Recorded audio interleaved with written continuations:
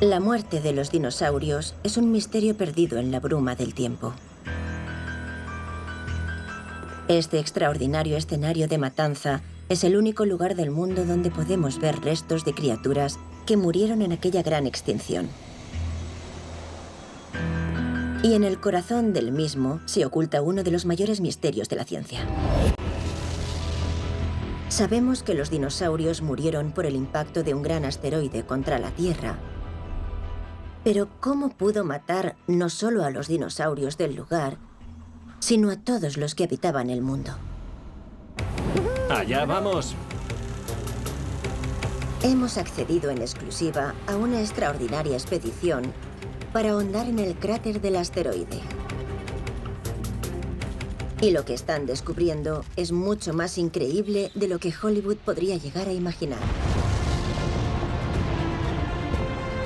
El asteroide desencadenó una imparable y letal cadena de sucesos. Y ahora, gracias a los descubrimientos de esta expedición, podemos revelar exactamente qué pasó el día en que murieron los dinosaurios.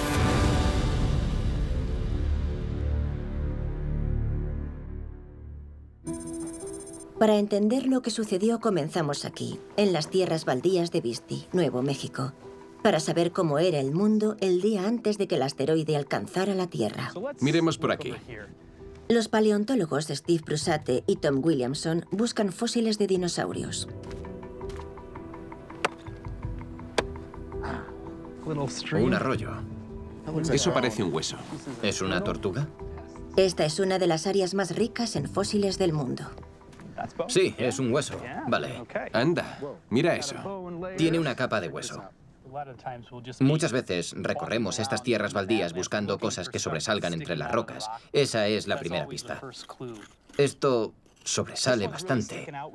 Por su forma sabemos que formaría parte de la columna vertebral de un dinosaurio.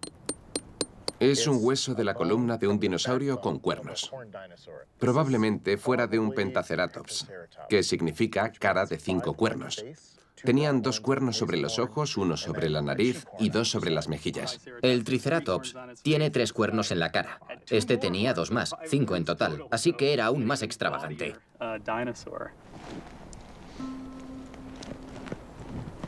Antes de extraer el fósil, Steve y Tom deben envolverlo en yeso con la esperanza de que, 66 millones de años después, no se fracture al sacarlo.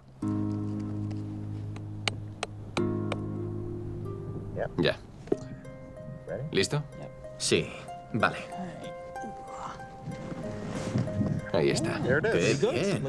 Mira eso. No está mal. Es una maravilla. Aquí está, en el otro lado. Esto formaba parte de la columna vertebral del Pentaceratops y quedaría más o menos por aquí.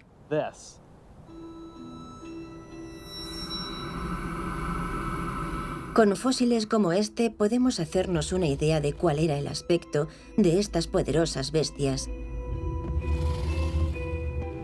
e incluso de cómo vivían.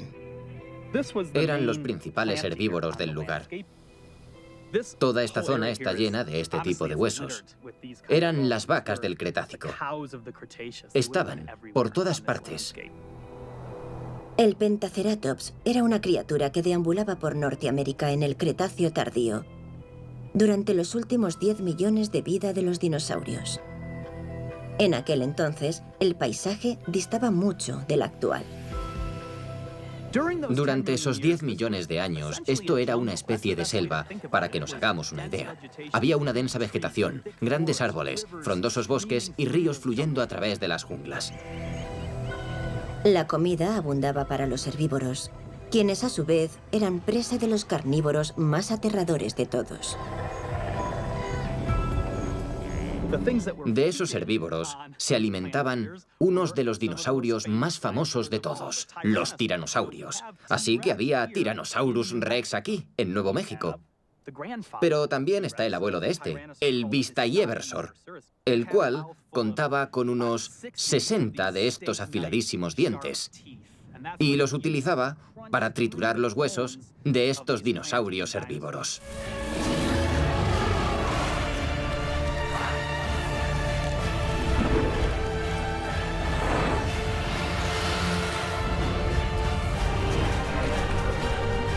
Los dinosaurios dominaron el terreno durante 160 millones de años. Pero no solo aquí, en lo que ahora llamamos Nuevo México, sino en todo el planeta.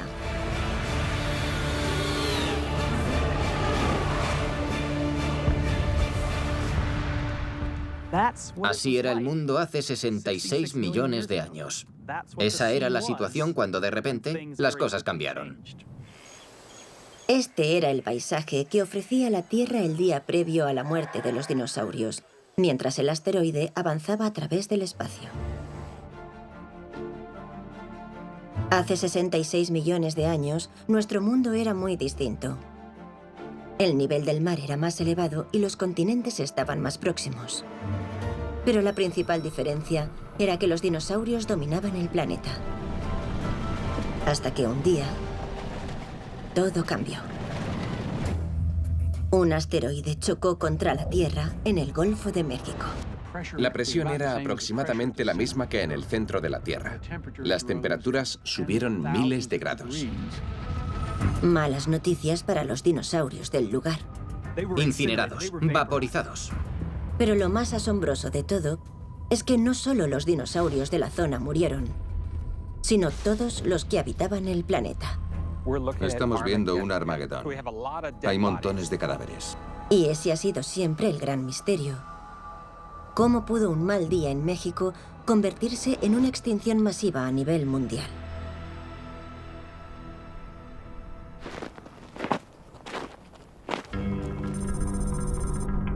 El geólogo Som Galik espera resolver el misterio de una vez por todas. Son forma parte de un grupo internacional de científicos que anhela descubrir qué sucedió cuando aquella enorme roca espacial perforó la Tierra hace 66 millones de años y cómo aniquiló a los dinosaurios. Una misión que comienza en un cráter de asteroide mucho más reciente y pequeño aquí, en Arizona. Este cráter lo creó el impacto de un asteroide de unos 50 metros sobre la Tierra hace unos 50.000 años y mide sobre 1,5 kilómetros de diámetro. Se trata de un cráter bastante pequeño, en forma de cuenco. Estudiando la forma del cráter y las capas de roca, los geólogos pueden hallar datos forenses sobre el momento del impacto y la magnitud de la explosión. Todo sobre esa línea roja que vemos ahí es material que estaba enterrado. Fue elevado y ahora vemos del revés, como una pila de material roto. Los efectos del impacto de este asteroide serían relativamente locales. Este chocó a unos 40.000 kilómetros por hora. Y a 10 kilómetros de aquí llegó la bola de fuego. A unos 20 kilómetros la onda expansiva. Y a unos 40 vientos huracanados. Pero no dejó de ser un día horrible solo para el norte de Arizona. Fue un día horrible para los mamuts de la zona, pero no una extinción global. El asteroide que aniquiló a los dinosaurios, de 15 kilómetros de ancho, dejó un cráter de 200 kilómetros de diámetro. Sin embargo, a pesar de sus dimensiones, es muy difícil de divisar. Está tan bien escondido que no fue descubierto hasta 1990 aquí, en el Golfo de México. Su nombre, Chicxulub. Este es el Golfo de México. Y el cráter del impacto está aquí. Pero no se había descubierto porque estaba enterrado. De modo que no resultaba evidente en esa superficie que estabas en un cráter, pues 66 millones de años de piedra caliza lo habían sepultado. Oculto bajo 600 metros de piedra caliza, el cráter de Chicxulub no solo es enorme, sino que posee características que lo elevan a una nueva categoría de supercráteres. Chicxulub es uno de los cráteres de impacto más grandes que hay. No es como el que tenemos detrás, que tiene forma de cuenco y es superado por dos clases de cráteres. De ser un poco más grande, veríamos un cierto rebote, una elevación central. Y si fuera todavía más grande, veríamos que dicha elevación parece desmoronarse hacia afuera en un anillo rocoso llamado Anillo de Picos. Este anillo de picos solo lo hallamos en los cráteres causados por los mayores impactos. Y son sus rocas las que nos dan las mejores pistas sobre el momento del choque. Son y sus compañeros se adentrarán hasta el corazón del cráter del asteroide, bajo el mar en el Golfo de México. El objetivo de nuestro próximo proyecto es perforar ese anillo de picos justo aquí, en el mar, en su zona más superficial. Lo perforaremos y recogeremos muestras del mismo. Y cuando lo hagan, esas rocas revelarán lo que pasó en los minutos, horas y días posteriores al impacto y resolverán el enigma de cómo murieron los dinosaurios.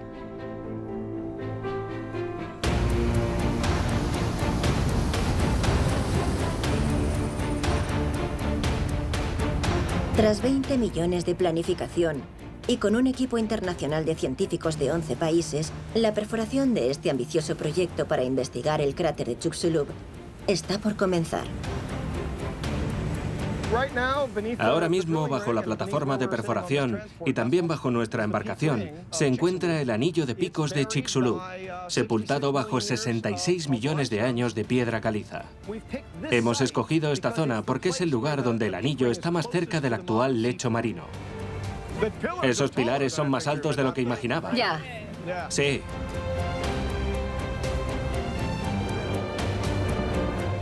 ¡Allá vamos! ¡Qué bien! Aún así, el equipo deberá atravesar 600 metros de piedra caliza antes de llegar al cráter.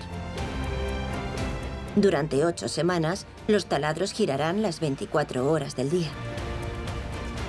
Hay 2 turnos, de medianoche a mediodía y de mediodía a medianoche. ¡Vamos allá!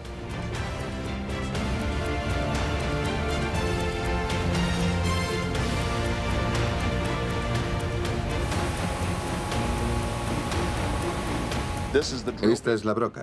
Cada uno de estos pequeños nódulos es diamante industrial. Intentaremos que aguante unos 100 metros. Es un gran esfuerzo a escala humana. La gente tiene mucha ilusión por la ciencia.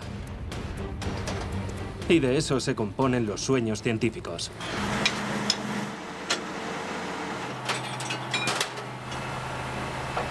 Es una expedición única.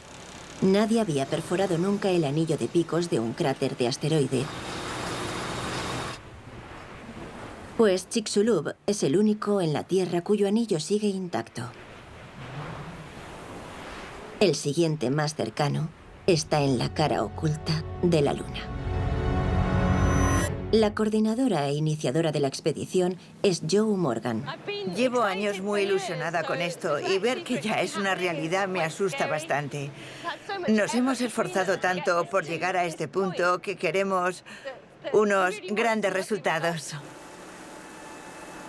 A medida que profundizan en el lecho marino, el equipo extrae muestras rocosas de 3 metros de longitud. Este es el primer núcleo o testigo completo de la expedición. Extraemos muestras cilíndricas de roca de 3 metros de longitud. Y a medida que profundizamos, retrocedemos en el tiempo hasta llegar al momento del impacto, hace unos 66 millones de años. En cuanto un núcleo llega a cubierta, tomamos una pequeña muestra del material. La llevamos al laboratorio y determinamos su antigüedad en menos de 5 minutos después de haber aparecido en cubierta. En un conjunto de cabinas portátiles, al que con afecto llaman su calle principal, los científicos estudian con ahínco cada núcleo al extraerlo. Tengo unas imágenes buenísimas. Mirad este cristal. Es la materia del core catcher vista con microscopio. Hemos estado utilizando la denominada imaginería acústica, la cual nos ofrece una imagen del interior del agujero y algunas de ellas, sobre todo de las capas posteriores al impacto, son una preciosidad. Cuando el equipo comience a extraer núcleos del cráter en sí, estos les darán pistas sobre el asteroide, su tamaño, su velocidad, la fuerza de la explosión y la cadena de sucesos que supuso el final del reinado de los dinosaurios.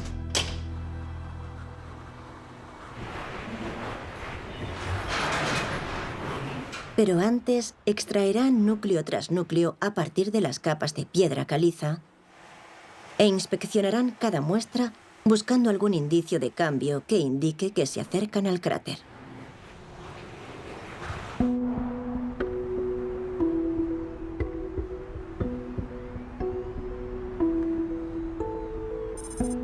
Uno de los misterios clave para el equipo es cómo un asteroide que cayó en el Golfo de México acabó con los dinosaurios de todo el mundo. Aquí, en Nueva Jersey, el paleontólogo Ken Lacovara cree haber encontrado algunas víctimas de ese fatídico día. Animales fallecidos por el asteroide, a pesar de encontrarse a 2.700 kilómetros de distancia. A medida que avanzamos por aquí, retrocedemos millones de años en el tiempo y en el fondo de esta cantera habremos viajado 66 millones de años atrás. Pero en aquel entonces, todo era muy diferente. Esta zona quedaba bajo el agua.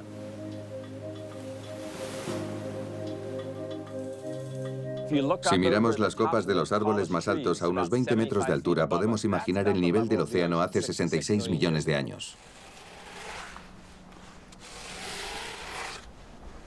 Y en el fondo de la cantera, Ken ha ahondado en el lecho de ese antiguo mar.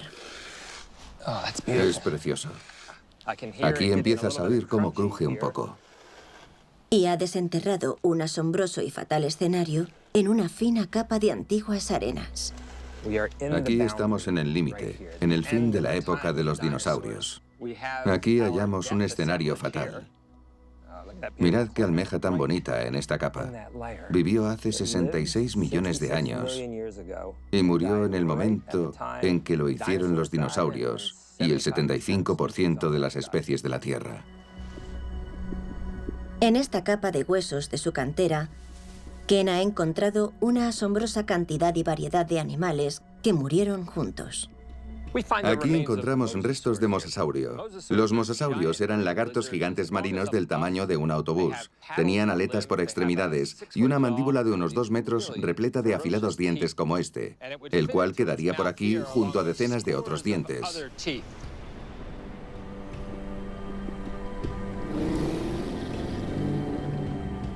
En la parte superior de la garganta tenían otro par de mandíbulas y estos dientes quedaban hacia atrás, evitando que sus presas lograran escapar. Era un monstruo marino.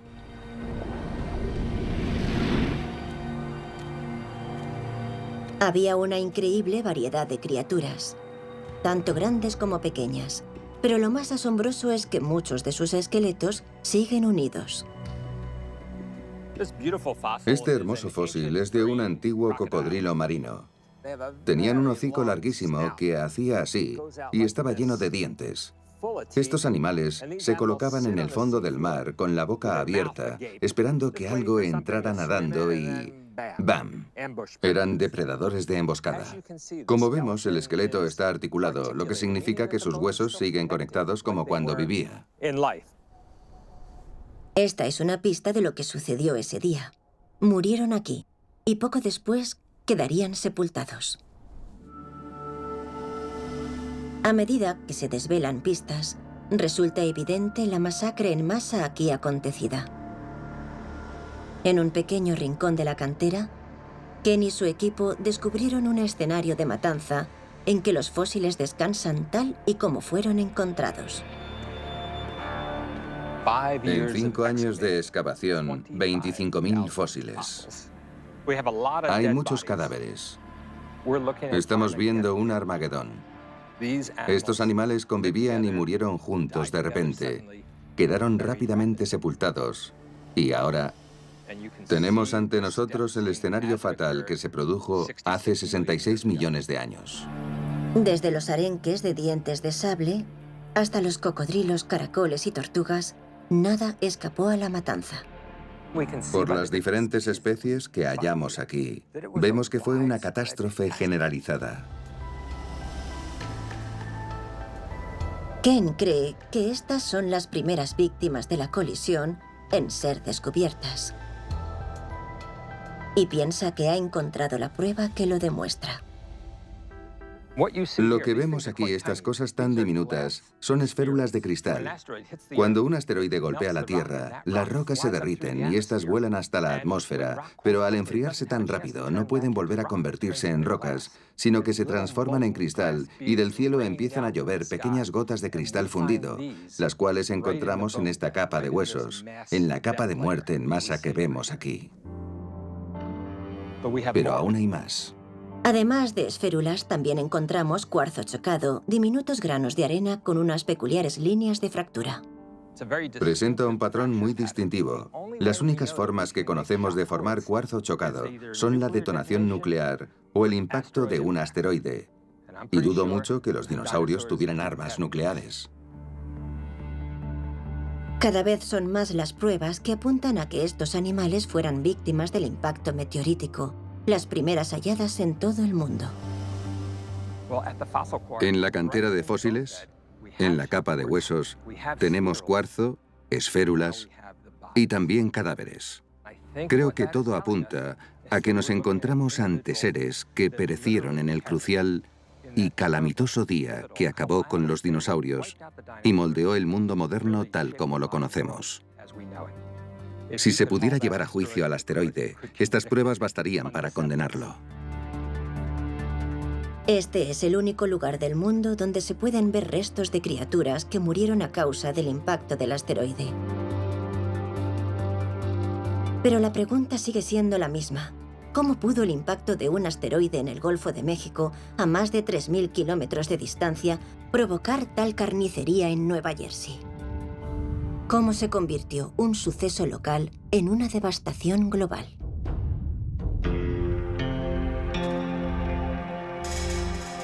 Y el misterio crece aún más considerando que en relación con nuestro planeta, el asteroide era diminuto. Si la Tierra fuera del tamaño de esta bola de bolos, el asteroide que nos golpeó hubiera sido del tamaño de apenas uno de estos granos de arena. Por tanto, no desplazó a la Tierra de su eje. Al igual que un grano de arena no podría mover esta bola, ni la destruyó, pero sí que causó que el 75% de la vida en la Tierra se extinguiera, incluidos los dinosaurios, o al menos los no voladores. Entonces, ¿cómo fue posible? Pues bien, creemos que cayó en un punto realmente malo. Volvemos al Golfo de México, donde la perforación continúa. La expedición espera llegar al cráter en cualquier momento y alcanzar las rocas que desentrañarán el misterio de qué hizo posible aquella aniquilación global. Déjame ver esto en el microscopio. Yo diría que es de hace unos 64 millones y medio o 63 millones y medio de años. Vaya. Esto era E4, que equivale a unos 53 millones. ¿Y ahora dónde estamos? En 63. 10 millones. Sí, es una buena estimación. 10 millones de años en 3 metros. En 3 metros. Estábamos estancados en la misma zona, avanzábamos muy lento y de repente, ¡bam!, un gran salto en el tiempo. Este enorme salto en el tiempo les indica que podrían llegar al cráter en cualquier momento. Y a las 3 semanas de arrancar la perforación...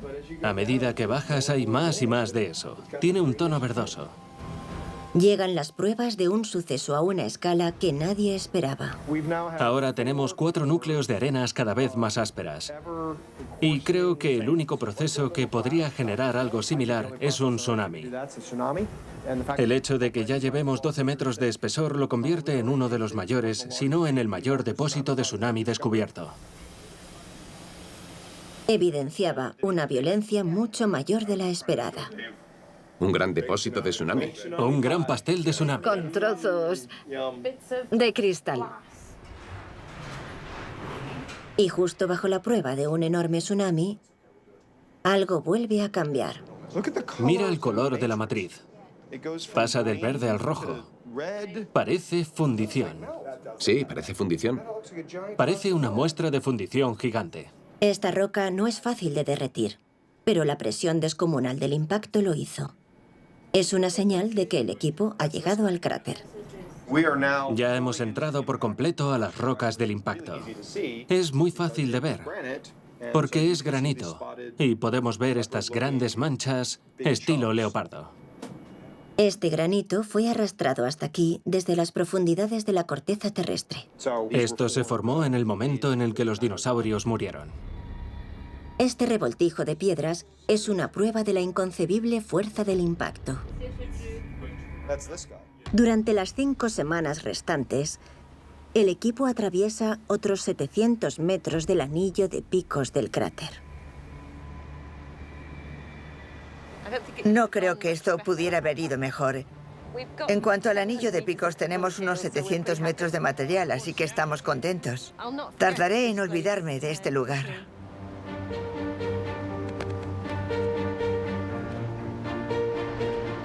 Son, Joe y el equipo se marchan con su preciada carga. En ella se ocultan las pistas sobre cómo murieron los dinosaurios.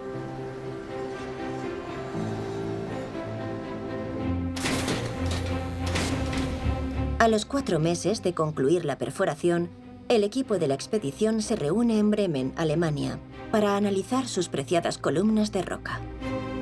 Dentro de estos núcleos están las pruebas que revelarán minuto a minuto qué pasó después del impacto del asteroide y lo que significó para los dinosaurios.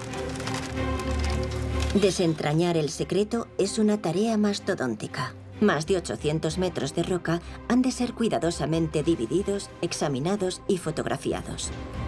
Y la que cuentan es una impresionante historia de violencia. Este núcleo superior al cráter presenta la geología habitual de un lecho marino. Capa sobre capa de rocas de aspecto similar lentamente acumuladas. Estos 3 metros de piedra caliza tardaron 10 millones de años en acumularse, pero el impacto del asteroide afectó a la geología mucho más rápido. Los siguientes 600 metros de roca fueron depositados en un solo día a medida que la fuerza del impacto atravesaba la corteza de la Tierra como masilla, dejando capas de granito, arena y roca derretida en un caótico amasijo. Lo que tenemos aquí es granito, como el que tenemos en la encimera de la cocina, solo que este proviene del cráter de Chicxulub y ha sido sometido a mucha presión, un granito estresado. La transformación de este granito estresado es la prueba que explica lo que sucedió en los primeros segundos del impacto. Aquí tengo un ejemplo de cómo sería el granito normal. Podemos comprobar lo duro que es. Y si lo cortáramos, podríamos hacer una encimera con él. Es un material muy sólido. Esto, por otra parte, ha cambiado totalmente debido a las ondas de presión que lo atravesaron tras el impacto. Es muy ligero y bastante frágil, porque ha sido muy estresado, muy dañado. Originalmente, todo esto estaba a unos 10 kilómetros de profundidad en la corteza, pero aquel proceso lo elevó y se desmoronó hacia afuera, formando todo un anillo de montañas de este granito. Y lo increíble es que todo ocurrió en cuestión de minutos. Basándose en las pistas del núcleo, el equipo puede reconstruir al detalle el impacto de Chicxulub. Un cuerpo rocoso de unos 15 kilómetros de diámetro se aproximaba a la Tierra a unos 60.000 kilómetros por hora. Visto desde el planeta, habría pasado de ser un punto en el cielo a impactar contra él en apenas segundos. Demasiado rápido para verlo acercarse.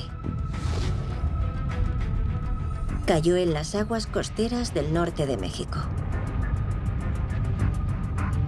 El asteroide se evaporó al instante y las rocas de la corteza terrestre se desintegraron por el golpe, el cual generó un agujero de unos 30 kilómetros de profundidad y 100 de diámetro y expulsó el granito enterrado hacia arriba.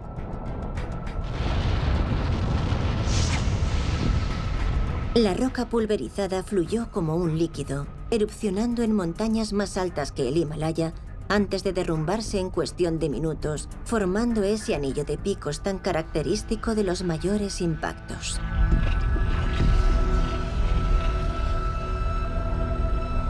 La Tierra se vio sacudida. Y por fin, 66 millones de años después, el relato de aquellos violentos 10 minutos ha sido revelado. En este núcleo está la prueba de lo que sucedió después. Esto es único. Contiene una mezcla de cosas que normalmente jamás encontrarías cerca, lo cual es alucinante. Si nos fijamos en los pedazos de roca, vemos unos con ángulos, con esquinas, y otros bastante redondeados.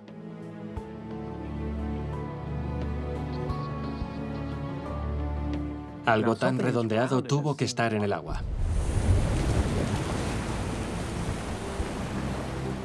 Fue tanto el calor producido que el mar se evaporó, dejando un gran agujero de unos 200 kilómetros de diámetro.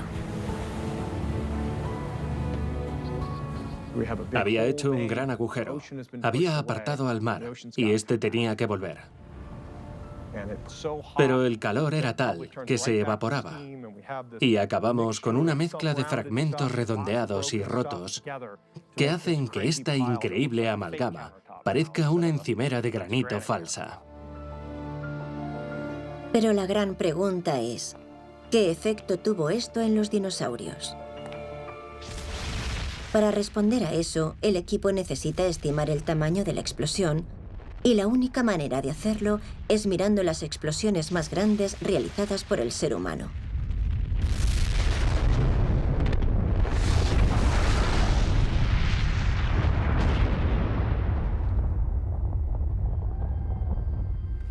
Este es el emplazamiento de Pruebas de Nevada, el lugar más bombardeado de la Tierra. 928 de las mayores explosiones nucleares jamás realizadas se vieron aquí. Explosiones que pueden ayudar a los físicos Mark Boslow y David Dearborn a calcular el tamaño de la explosión del asteroide. Bonita chimenea. Sí, y con las ventanas dobles enmarca bien dónde se produjo todo. Sí, veo la dirección de la que vino la explosión. Esta casa pertenecía al pueblo de Doomtown, construido para estudiar los efectos de una explosión nuclear.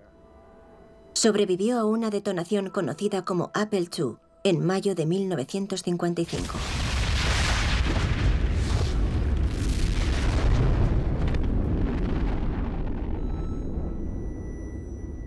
La explosión debió de llegar hasta aquí y apuesto a que reventó las ventanas. Esos trozos de cristal se verían presionados por un viento de unos 150 kilómetros por hora. Las ventanas desaparecerían, sí. Estallarían, seguro. Y veo que esta chimenea tiene una grieta. La parte superior de la chimenea se giró. No solo se giró, sino que se desplazó. La mayoría de daños los hizo la bola de fuego, el calor que generó y su onda expansiva. Las casas que estaban aún más cerca no sobrevivieron. Las pruebas como estas son muy importantes. Aquellos que trabajamos en impactos de asteroides, de manera natural empezamos a compararlos con explosiones nucleares, pues son fenómenos similares. Los investigadores tenían cámaras de alta velocidad, medidores para determinar la intensidad de la onda de choque, la onda expansiva en el aire.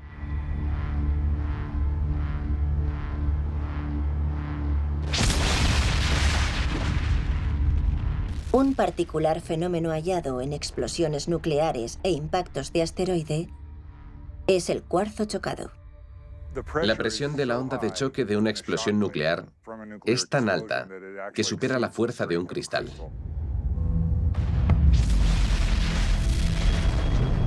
Por tanto, al verse sometido a tal presión, el cristal se distorsiona, y eso es el cuarzo chocado. Vimos la chimenea y la forma en que estaba fracturada. Parte de ella había rotado. Y eso es lo que le pasa a la estructura interna de los cristales. Se necesita la fuerza de una explosión nuclear para romper la estructura interna del cuarzo. Las líneas de fractura revelan la intensa presión del estallido.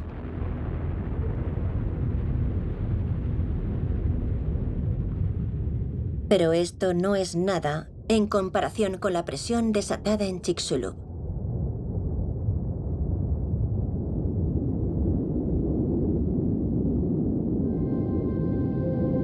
Oculto en las capas del núcleo, el equipo encuentra su propio cuarzo chocado.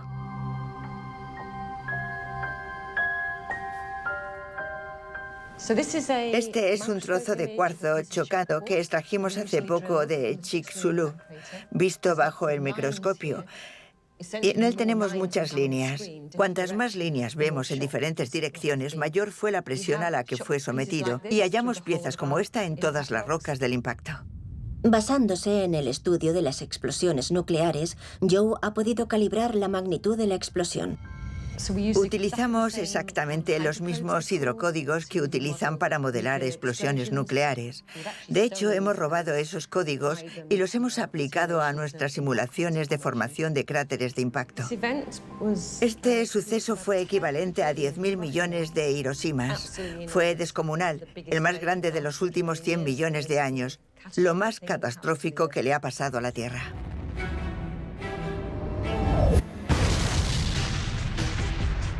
Fue como si estallaran 10.000 millones de bombas atómicas. Generó una bola de fuego que llegó a alcanzar los 10.000 grados centígrados. Además de una onda de presión que lo redujo todo a pedazos.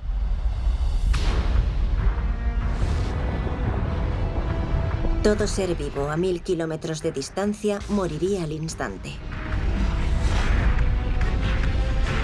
Y eso solo en el primer par de minutos.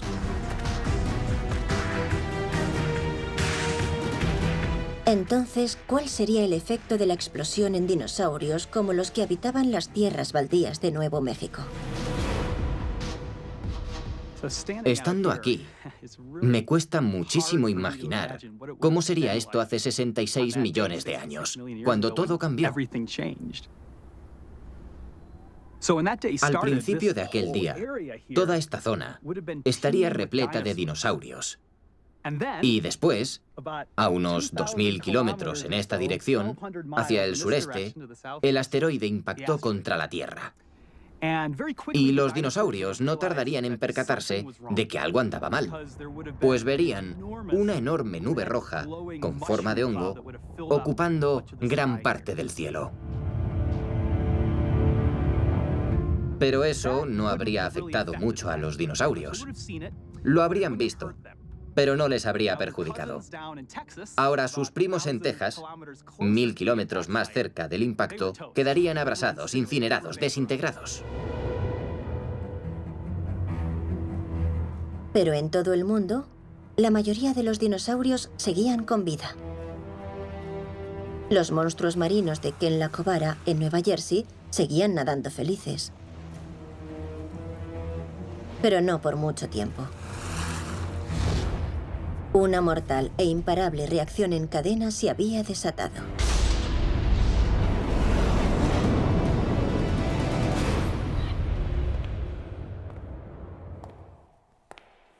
Un núcleo en particular del cráter de impacto revela cómo un mal día en el Golfo de México acabó convirtiéndose en un desastre global para los dinosaurios. Ahora mismo estamos en la parte superior de la capa límite. Y este es el famoso núcleo 40 que tanto nos emociona. Si nos fijamos, vemos algunas capas oscuras y pensamos que pueden ser rastros del asteroide o de algo en las profundidades de la Tierra que fue elevado. Pero lo importante no es solo lo que está en las capas, sino el viaje que emprendió el material. Creemos que dio un par de vueltas alrededor del planeta antes de volver hasta el cráter. Es la prueba de una enorme eyección de rocas pulverizadas y restos de asteroide.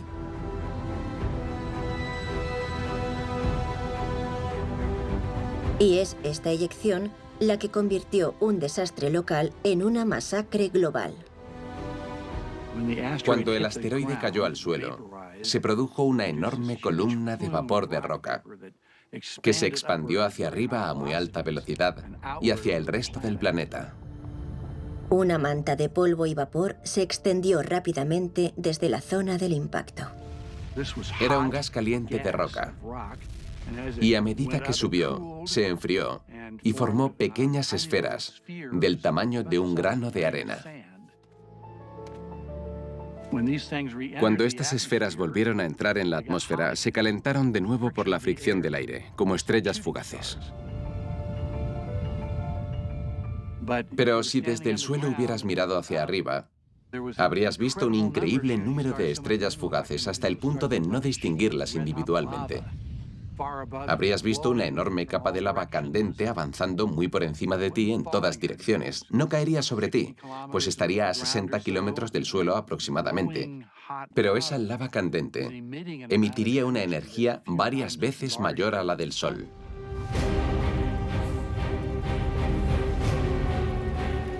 A medida que la eyección se expandió, las temperaturas en el suelo se elevaron a varios cientos de grados, provocando terribles incendios a su paso. No era un incendio normal.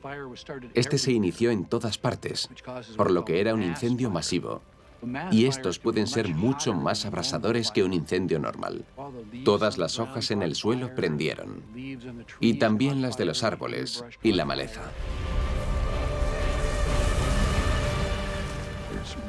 Vientos huracanados soplaban hacia el fuego, levantaban las llamas y lo consumían todo. Por tanto, este vapor no tardó en extenderse por todo el planeta. En apenas un par de horas habría llegado a los confines de la Tierra.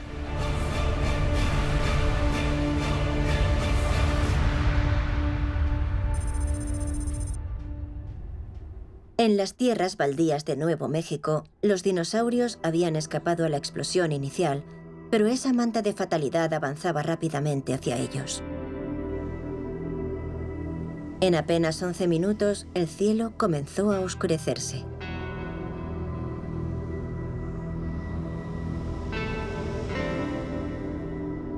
Realmente no empezó a llover fuego y azufre del cielo, sino que todo aquello calentó la atmósfera y la convirtió en un radiador gigante. Durante varios minutos, la lava en el cielo emitía un fuerte calor. En el suelo haría tanto calor como en un horno de pizzas, lo que destruyó a muchos de los dinosaurios y empezó a provocar incendios. En cuestión de 2 horas, todo este paisaje había cambiado por completo. La mayoría de los dinosaurios habían desaparecido y un nuevo mundo empezaba a surgir. El desastre se extendió por todo el globo.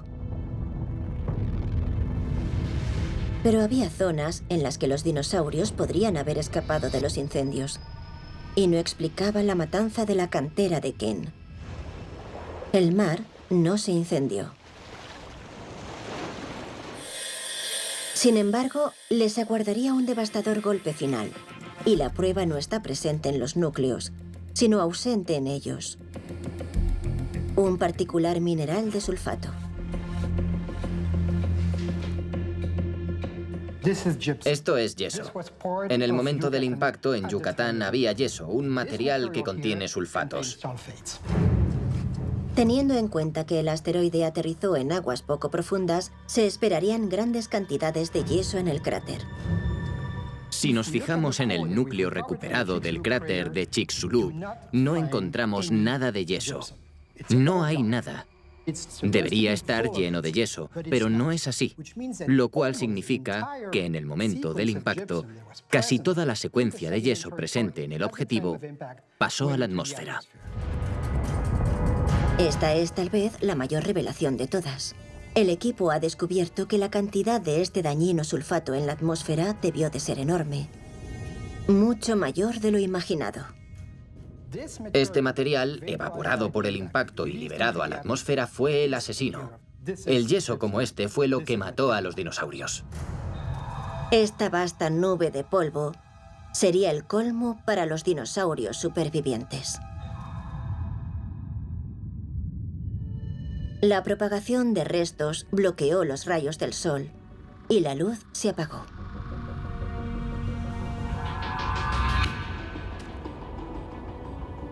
Después de que los incendios se consumieran a sí mismos, la oscuridad se cernió de repente. Probablemente habría menos luz que en una noche sin luna. Podemos imaginarnos a los últimos tiranosaurios intentando cazar algo, pero eso sería muy difícil. De sobrevivir al fuego, hubieran muerto de hambre. Además, al no haber luz pasó a hacer mucho frío y al cabo de unos días la temperatura habría caído por debajo del punto de congelación. Las temperaturas globales se desplomaron 10 grados centígrados en cuestión de días. Y la fotosíntesis se detuvo, tanto en la Tierra como en el mar. Todos los restos y sulfatos en la atmósfera bloquearon al Sol. Y la cadena alimentaria se rompió. Una cadena que en el océano era cortísima. En menos de un mes iban del plancton a los superdepredadores. Por tanto, aunque hubieran sobrevivido a ese día, no tendrían nada para comer. Empezarían a morir de hambre y si eras tan grande como un mosasaurio, serías de los primeros en desaparecer. Fue este invierno nuclear el que causó la matanza masiva de la cantera de Kent. Los verdes paisajes se tornaron grises. Sin nada que comer en todo el planeta, los dinosaurios tenían pocas posibilidades de sobrevivir.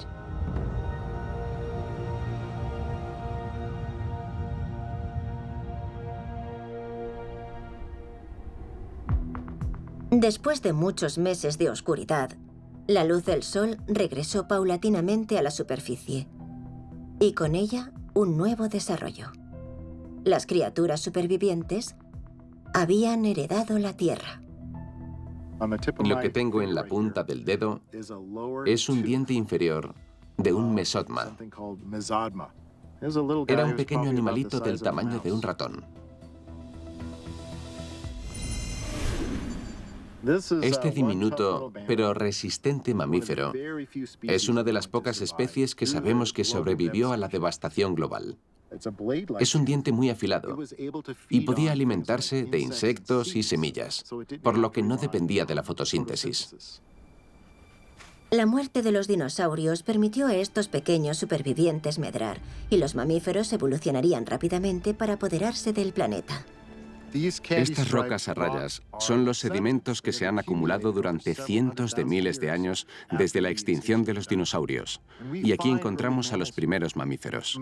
En realidad, los mamíferos se habían originado casi al mismo tiempo que los dinosaurios y vivieron durante toda la era de los dinosaurios, pero seguían siendo relativamente pequeños. Hasta que no se extinguieron los dinosaurios, los mamíferos no empezaron a medrar, diversificarse y convertirse en grandes animales. Esta es la mandíbula de un mamífero, cuya cabeza era tan grande como la de un lobo. Aquello era un paraíso para estos nuevos animales. Sin los mamíferos que sobrevivieron a aquella extinción, no estaríamos aquí. Pues entre aquellos grupos de supervivientes estaban nuestros antepasados. Fueron de los pocos mamíferos que sobrevivieron a la extinción. Fue un golpe de suerte que allanó el camino a nuestra propia evolución. Si el asteroide hubiera impactado apenas unos segundos antes o después, la historia hubiera sido muy distinta. El punto en que cayó fue especialmente desastroso para la vida. Una gran cantidad de material volátil fue liberado a la atmósfera. Si hubiera impactado en un momento ligeramente distinto, con la rotación de la Tierra podría haber caído sobre el Océano Atlántico o el Pacífico. Y de haberlo hecho ahí y no en México, tal vez este suceso no hubiera sido tan importante como para ser el fin de la era de los dinosaurios. De hecho, es posible que no hubiéramos llegado a apoderarnos del planeta.